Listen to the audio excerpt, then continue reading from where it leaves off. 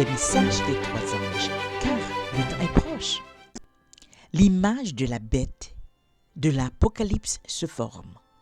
Apocalypse 13, versets 11 à 18 nous dit « Puis je vis une autre bête montée de la terre. Elle avait 2 cornes semblables à celles d'un agneau, et elle parlait comme un dragon.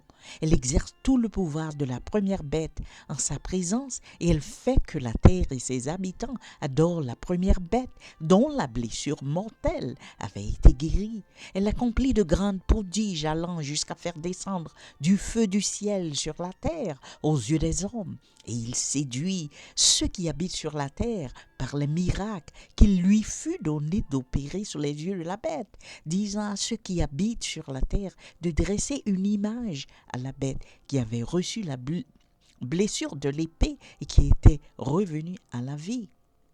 Et il lui fut donné d'animer l'image de la bête, afin que l'image de la bête pût parler et faire mettre à mort tous ceux qui ne se prosterneraient pas devant l'image de la bête. Et il fait en sorte que tous, petits et grands, riches et pauvres, libres et esclaves, reçoivent une marque sur leur main droite ou sur leur front, et que nul ne puisse ni acheter ni vendre s'il ne porte pas la marque ou le nom de la bête ou le nombre de son nom. C'est ici qu'est la sagesse, que celui qui a de l'intelligence calcule le nombre de la bête, car c'est un nombre d'hommes et son nombre est 666. Qui est la première bête? Qu'est-ce qui est l'image de la bête? Et quelle est sa marque? Nous savons que la Bible nous enseigne que la bête est la pauvreté. Son image est actuellement en train de se former en Amérique, façonnée par l'Amérique protestante apostate, laquelle constitue la seconde bête, celle aux 2 cornes semblables à celle d'un agneau, mais qui parlera comme un dragon.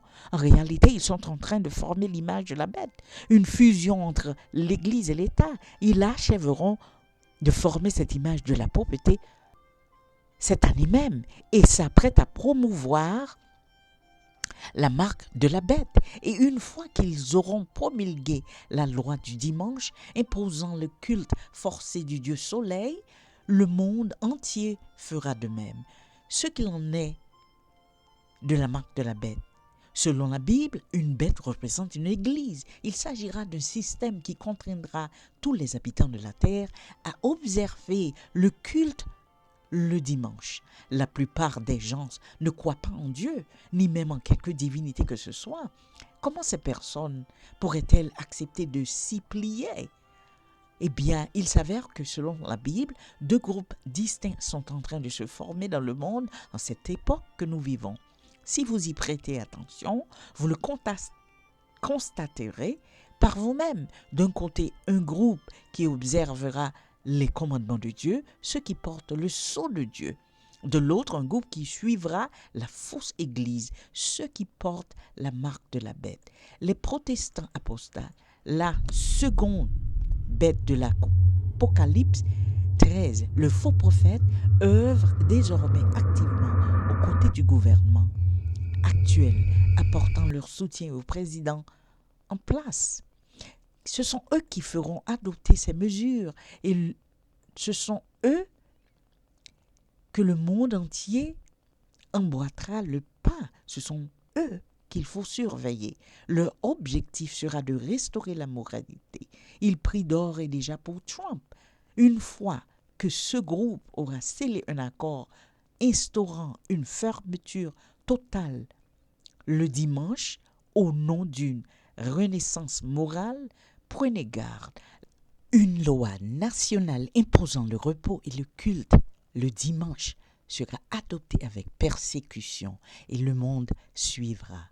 Un culte dominical dédié au dieu solaire, Sol Invictus, ou Mithra, instauré par l'empereur romain Constantin dans l'année 321, sera répété. Et les chrétiens du monde entier seront trompés, jeûner et prier afin de ne pas être trompés.